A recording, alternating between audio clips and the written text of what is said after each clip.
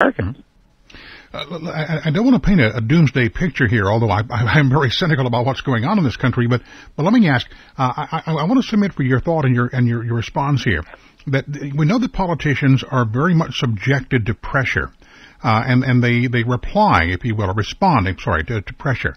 I'm going to submit, sir, that right now the American people don't want to downsize government because we have more people receiving from government than paying into government, that right now it'd be like asking the majority of the American people to give up a free lunch, and I don't think we're going to do that. Well, the lunch isn't free. It's extremely expensive. You know, the lunch would be a lot cheaper and probably taste a lot better if we could prepare it ourselves. But for those of us who aren't paying for it... people that think that government has wealth to give them. It doesn't. It can only take from some people and redistribute it to others. And, you know, not only is that illegal and immoral, it's bad economics. And there's all sorts of moral hazards involved in that process. But at some point, people are going to realize it doesn't work. You know, for a while, people were invested in that Madoff Ponzi scheme, and they all thought it was great. Until the whole thing blew up. And if you can imagine that the United States is this one gigantic Ponzi scheme, we run our finances based on the same principles as Madoff, and it's going to collapse, and everybody who put their faith in it is going to be in for a shockingly rude awakening. Mr. Schiff, I apologize, sir. We need to pause very quickly. We'll be right back. Peter Schiff, our guest. Great Talk, ARN.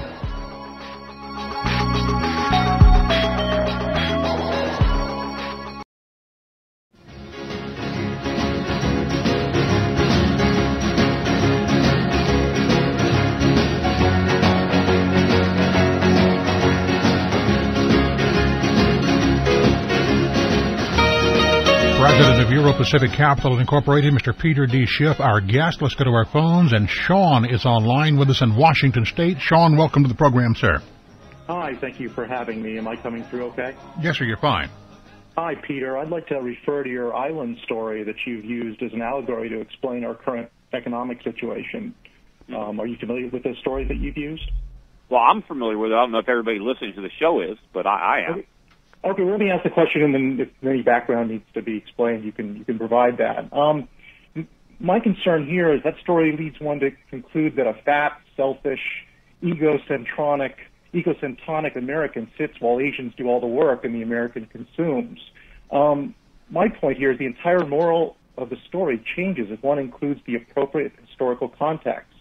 The fact of the matter is that America brought all of the knowledge, know-how, tooling, capital, etc., to the island with him. He then gave the Asians an opportunity to make a very good living for no upfront investment, just as long as they operate the machinery and produce the goods that the Americans agree to pay for and consume, providing a market for the Asian producers.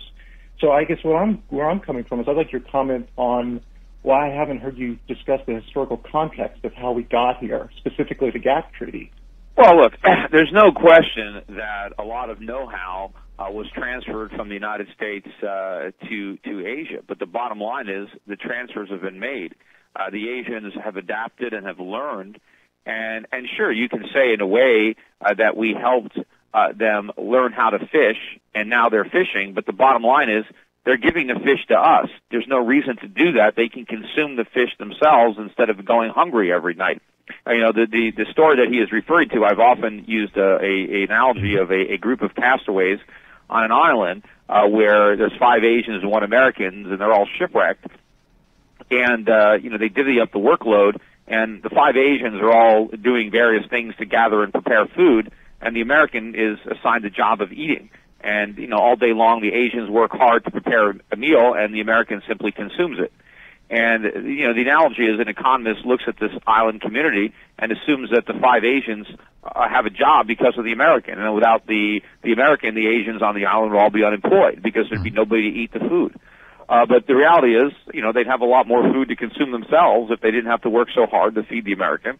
And potentially if the American wasn't there, you know, they wouldn't have to work as hard. They can enjoy more leisure. They can pursue other activities, but they can't right now because their labor is being tied up feeding an American. I think that is a very applicable analogy to what's happening with the rest of the world, where the world devotes scarce resources, land, labor, and capital to producing goods that they simply ship to the United States in exchange for absolutely nothing. Sean, thank you very much for your call. Mr. Schiff, let me ask, and both of us certainly respect and appreciate and promote the free market. with as little regulation as is absolutely possible. I mean, the least amount there. However, let me ask, would you agree with me that there is a case to be made that when a nation such as the United States of America becomes extremely dependent on another nation such as China or a group of other nations, and especially if that dependency moves over into the realm of military equipment or, for instance, uniforms, fanny packs, belt packs, combat boots, these kinds of things, that dependency then breeds a danger that perhaps would be better served not to be that dependent upon the other countries? Well, sure. I mean, but the dependency is a result of government interference and manipulation in the currency markets. If it wasn't for foreign central banks artificially propping up the dollar, if central banks and sovereign wealth funds were buying up dollars and hoarding trillions and trillions of dollars of our liabilities, the dollar would have plunged a long time ago and would have, changed this relationship.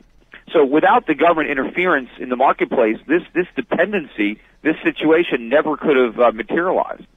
Let me ask, if we had something of intrinsic value, whether it, as it used to be, precious metals, if we just had something of intrinsic value rather than fiat currency working for us, would we be going through what we're going through now? Well, no, because we couldn't have gotten into this mess. If the dollar was actually still backed by gold, we couldn't have exported as many dollars because we don't have the gold. I mean, so if we had any monetary discipline, these trade and current account balances never could have grown to this extent. I mean, we would have lost all of our gold years ago, and it would have been brought into balance. It's only because of the fiat monetary system that we're on that we were able to, to rack up trillions and trillions of deficits. And we've been able to live beyond our means for so many years. How do you respond to those who say, look, the gold standard doesn't make any difference at all. The only thing that these people would do would still be the Congress, Article 1, Section 8, the power to coin money, regulate the value. They would simply raise the cost of gold or the price of gold from, say, $700 or $800 an ounce. It'd be $20,000, $200,000 an ounce, whatever. They would still inflate like crazy. Well, no, they would have to. If we're on a gold standard and the government is limited in its money creation, then you put an end to the inflation. Certainly, to go back to a gold standard now, we would have to acknowledge the dramatic decline in the value of the dollar since we first left the gold standard in 1971. So at that time, I think we had devalued a couple times. It was $42 an ounce. And yes, we might have to go back on a gold standard where it might be $5,000 an ounce or $10,000 an ounce. That would merely be an official acknowledgement of how much value the dollar has lost since it was removed from gold backing. But in the future, the value of the dollar would be stabilized, and politicians would be prohibited from running up these deficits because they would now have to have gold, and so then we would have monetary discipline again, and we can have a sounder economy. Do you think, other than Ron Paul and maybe a handful of members of Congress, that anybody else would have the courage to admit just how devalued and how worthless the dollar is today by comparison?